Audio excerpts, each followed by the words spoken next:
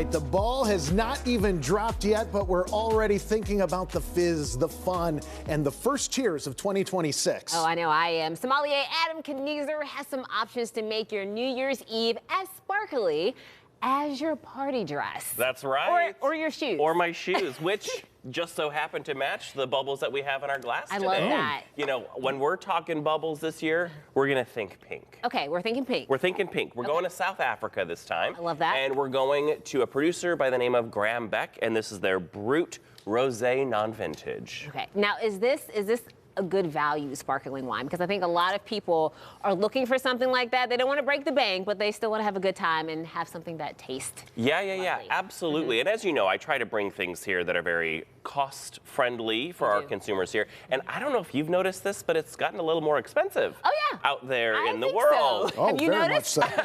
You know, maybe it's just me, right? But this one comes in at a mere $15.99, and it punches well above its weight. And in fact, I like to give this as an alternative to champagne because it's made with the same grapes, in this case, Pinot Noir and Chardonnay, and done in the champagne method of production, which in South Africa they call méthode Cap Classique.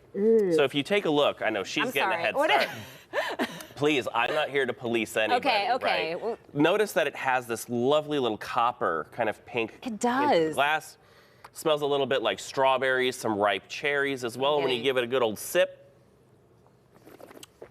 It's like my third sip. It's good. it's bright, it's refreshing, it's slightly creamy on the palate as well. It's not going to weigh you down, and it finishes nice and dry, preparing you for your next sip or bite of something that you've got with it. Now, what's the big difference between the rosé and a champagne? I know they're made in the same style. They look similar with a slightly different color. Is that just the big difference? So there are rosés in champagne as well, but the reason you're getting that color is because of the variety Pinot Noir, which is a black skin grape, and using some of the skin contact or mixing in some of the red wine that's been vinified will easily create this beautiful little color that you have in the glass. Oh, I love this. You know, we were talking a little bit earlier, and I was saying you are so knowledgeable about wines. Like, how did you get started?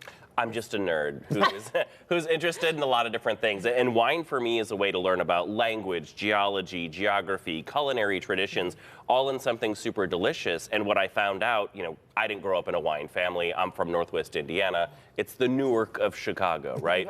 I don't come from a wine family, but going to France and living there, you realize that it's an everyday beverage. And it's not something that's full of pretense or anything else that we traditionally associate with it. And so I got to studying, and I self-studied, and I passed my sommelier exam in 2017 in Montreal, Canada, the same weekend I was playing hockey there. So Yay! two birds, one stone, you know? Very cool. And you taught us a cool new word, Brut Rosé. Brut Rosé, full of your effervescence. Yes. Effervescence. We love that word. Now, what should people look for quickly when they go to purchase a wine? Say this one isn't available when they want to purchase a rosé or a champagne and stay budget friendly. Absolutely. So geography is your best friend in this, looking outside of the Champagne region. And there are two words on the label that will tell you that it's made like champagne, and that is traditional method, or sometimes it's written in French, méthode traditionnelle, from different regions in France. If you see the word crémant, C-R-E-M-A-N-T, it tells you that it's made in the exact same style of champagne. Can't be labeled as such because it's not from that region. But the Loire Valley, Burgundy, Bordeaux, Alsace, all French regions that give you champagne-style wines without the champagne price tag. One more time. Crémant.